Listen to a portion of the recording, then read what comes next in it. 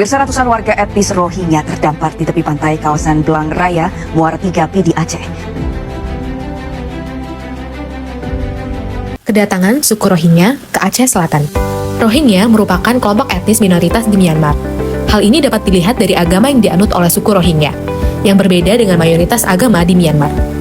Hampir 90% masyarakat Myanmar beragama Buddha, sedangkan suku Rohingya memeluk agama Islam. Yang kedua, bahasa yang digunakan oleh suku Rohingya adalah bahasa sendiri, yaitu bahasa Rohingya atau Rohingya. Sedangkan Myanmar menggunakan bahasa nasional, yaitu bahasa Burmese. Yang ketiga, secara karakter fisik, etnis Rohingya lebih mirip warga Bangladesh, India, bukan seperti suku Bamar yang merupakan etnis terbesar di Myanmar. Yang keempat, Rohingya menjadi etnis dengan populasi terbesar di dunia yang tidak memiliki kewarganegaraan. Rohingya secara turun-temurun tinggal di bagian barat Myanmar, tepatnya di daerah Rakhine.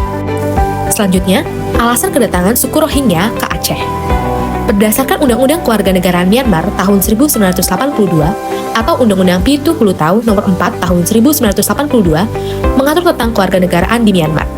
Undang-undang ini tidak mengakui Rohingya sebagai salah satu dari 135 kelompok etnis yang diakui secara hukum di Myanmar, yang mengakibatkan mereka tidak mendapatkan akses kesehatan, pendidikan, lapangan pekerjaan, dan perlindungan hukum. Peran Pancasila dalam menghadapi pengungsi Rohingya di Aceh. UUD 1945 menginterpretasikan Pancasila sebagai dasar negara Indonesia yang berperan penting dalam merespon dan mengatasi masalah kemanusiaan, termasuk dalam kasus pengungsi Rohingya yang datang ke Aceh. Hal ini tertuang pada pembukaan UUD 1945 dalam alinea keempat yang berbunyi ikut melaksanakan ketertiban dunia yang berdasarkan kemerdekaan, perdamaian abadi, dan keadilan sosial.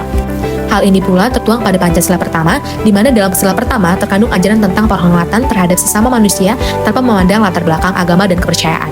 Ketika pengungsi Rohingya yang sebagian besar beragama Islam tiba di Aceh, Indonesia sebagai penduduk mayoritas Muslim dapat merespon dengan sikap solidaritas terhadap sesama Muslim yang sedang menghadapi penindasan. Kasus ini pula berkaitan dengan sila kedua, yang dimana sila kedua menegaskan pentingnya menghargai hak asasi manusia dan martabat setiap individu. Kasus pengungsi Rohingya merupakan permasalahan kemanusiaan yang sangat mendalam. Sedangkan pada sila kelima mengingatkan kita bahwa keadilan sosial harus diberikan kepada semua orang tanpa terkecuali. Dalam menghadapi pengungsi Rohingya, Indonesia harus memastikan bahwa hak-hak mereka seperti akses terhadap pangan, tempat tinggal, dan perlindungan dapat terpenuhi. Selanjutnya, kaitan kasus pengungsi Rohingya dengan sumber hukum di Indonesia.